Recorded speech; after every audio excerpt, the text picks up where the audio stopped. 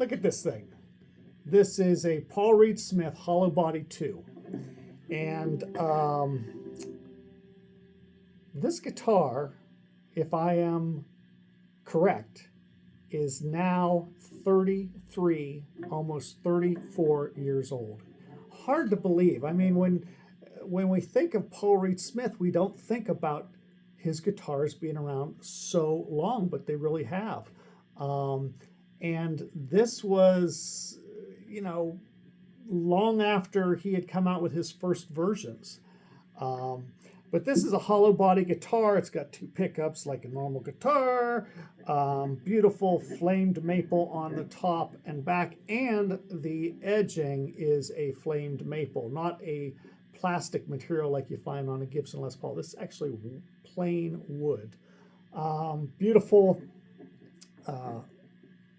colored mother of pearl bird inlays, the old Paul Reed Smith logo when it was a little smaller than it is today, and it says McCarty, but it's a hollow body too, and this is considered a 10 top, and I'm pretty darn sure this was made in 1990. This is the very first PRS I ever got. And Sam Ash, not Sammy, but Sam's dad, gave it to me because I helped him basically get into the internet and give him all kinds of advice on what to do with the early Sam Ash websites, that type of thing. And he was such a cool dude. But this guitar was hanging in the New York showroom, which I think was on 43rd, 44th, 45th Street, somewhere in there, maybe 46th. And it sat there for a long time, and I would go in and play it, and I loved it. And it was the first hollow body guitar I'd ever really messed around with. And one day we were talking, and he said, why don't you help me out with this? And I said, I'd be happy to. I said, I don't even want to charge you. I'll just help you because I love coming to your store, and you guys don't harass me. And so I did a bunch of advising and that type of stuff. And then he called me up. He said, can you come down to the store? I said, sure. And I walked in the store, and he said, come. And we walked back, and he pointed up at the wall. And where this guitar hung, it wasn't there. He says, you notice anything? And I was like, oh, you sold it. That was like my favorite guitar. He goes, yep, got rid of it. And I was like, oh, well. And he says, oh, but I have something for you. And he pulled the case out from behind the counter. And I said, what's this? And he goes, open it.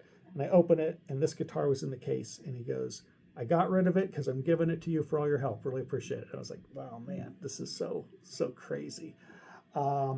And the funny thing was, because he just gave me this electric guitar, of course I needed an amplifier. So I bought an amplifier, and I hauled it all this home to my apartment on the Upper East Side on the subway. And the whole time I'm like just freaking out because this was like a $4,000 or $4,500 guitar, which back then was a lot of money for a guitar. And so I was really paranoid about it. And I've played it gingerly all these years. And I have such a sentimental spot in my heart for this guitar. Anyways, thought I'd play a little something and see if I remember exactly what it sounds like. So here we go. So I've got the PRS Hollowbody II. I'm playing it through a Marshall amp, and I have a Jetter Traindrive pedal. And we're just going to play something like simple, like Texas bluesy type backing. Here we go.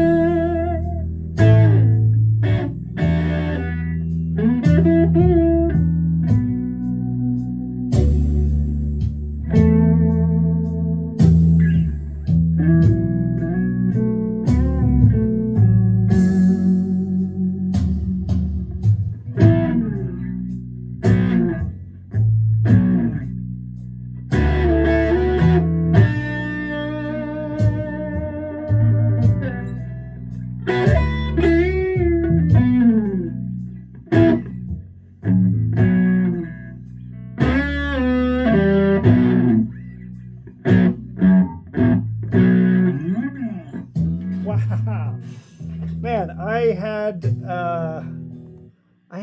had literally forgotten how comfortable this guitar is to play. I don't know why. I don't know what this neck pattern is called. I don't know what the pickups are. I know nothing anymore about this guitar. I've had it so long, I've simply forgotten all the details, except that she's pretty, she sounds great, and she's so light. She's like 4.6 pounds, so light. But definitely needs new strings. I can tell, I know exactly when I changed the strings last on this guitar, and it was in April of 2015. So I think I would say these strings I think typically cost about $10, $7, $8, $10 a pack. So I would say from 2015 until now, I've gotten my money's worth. So, 8 years with these strings, it's time to put some new strings on. And gosh, I just this guitar has such a soft spot in my heart, and I just can't get over how well it has held up.